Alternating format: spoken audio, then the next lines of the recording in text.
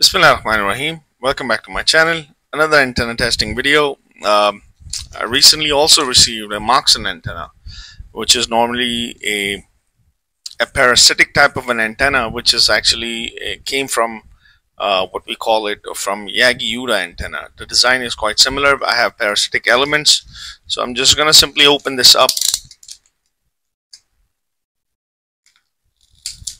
I'm gonna open this and I'm gonna take out this Moxon antenna, which looks something like this. So it's supposed to operate at somewhere around 2.4 gigahertz. Normally for your drone applications and things like that, anything that is operating at 2.4 gigahertz. So this is basically the element. These are like parasitic elements. You can read on it. We're going to test this antenna. The cool thing about this antenna is it's a unidirectional antenna. It's sort of like a directional antenna, and you'll get a longer ranges. It has a significantly better gain. What the website was claiming, somewhere around 4.16 dB of gain, but you can get like up to like 7 dB of gain with these antennas. The radiation pattern of this antenna is not like your dipole antenna. The back lobe is like shrunk tremendously, but the front lobe is wide enough. You don't get like a very thin lobe, not a very thin front lobe.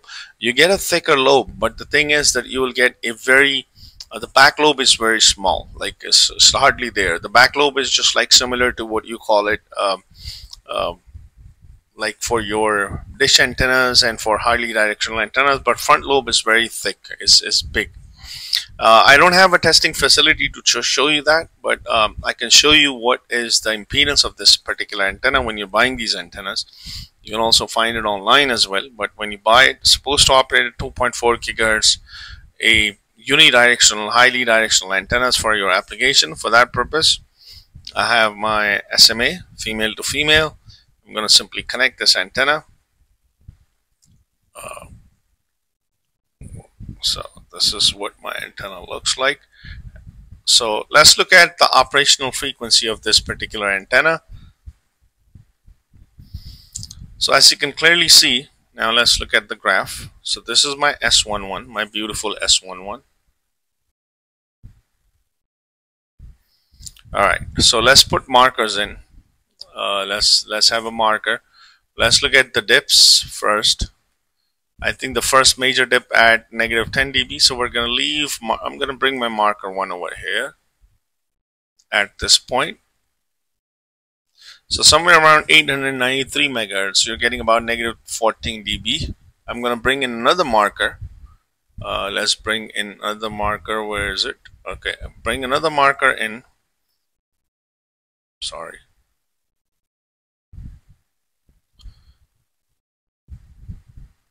Marker.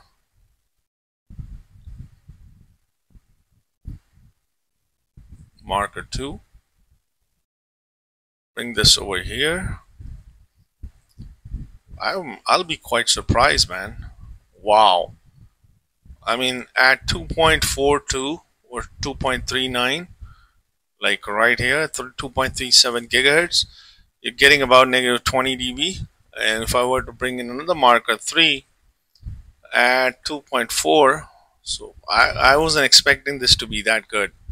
Actually, you can buy these cheap antennas from China and they work extremely good. So at 2.4, getting about negative 6. Then we get some operational frequencies right over here as well.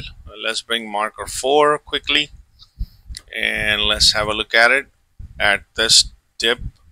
So 5.98, so which means I can use this antenna for your 5.8 gigahertz application and 2.4 gigahertz of application.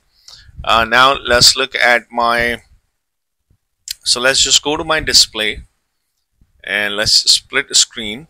Let's get about triple screens. Alright, let's change this guy. Go to diagram, go to your S parameter format. Let's look at our SWR. And you know what? Here I'm gonna look at my impedance. Measure.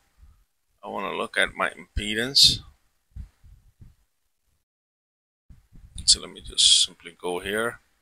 Look at my Z11. I want to look at my impedances. I'm gonna bring in my marker and I want to type at 2.4. Let's go to backspace, 2.4 giga. So at 2.4 giga, I'm sorry, 2.7, 2.4 giga, you're getting an impedance of about 43. And let's go to 2.37. Let's bring in another marker. 2. Just clear this. 2.37 giga. At 2.37 giga, you're getting about 48 dB. So that's quite good. Let's go to 5.98. Let's bring in another marker. 5.98 giga. You're getting almost about 53 ohms of impedance at marker 3. Now let's change this measurement to your SWR. So let's go to measure, go to format, and we're going to look at this to be SWR. And let's see if I can get this in a. So let's go to my marker. So SWR.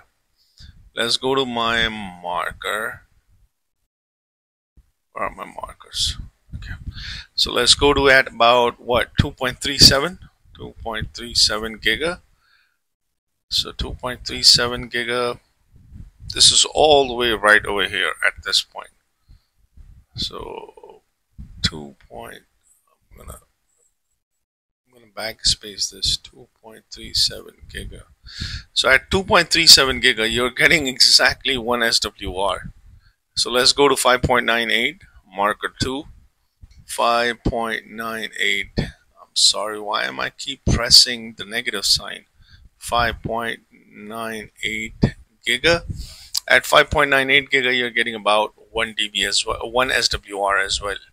I can also look at, let's go to my display again.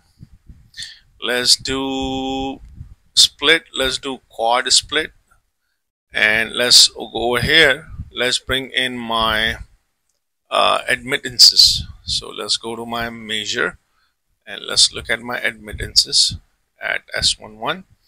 So let's look at my admittances, because don't forget that admittance is inversely proportional to your resistances or your impedances. So as you can clearly see, I can see four different graphs for this particular Moxon antenna by Happy Mod. I don't know, it's supposed to be by Happy Mod, but I'm getting about somewhere around like this.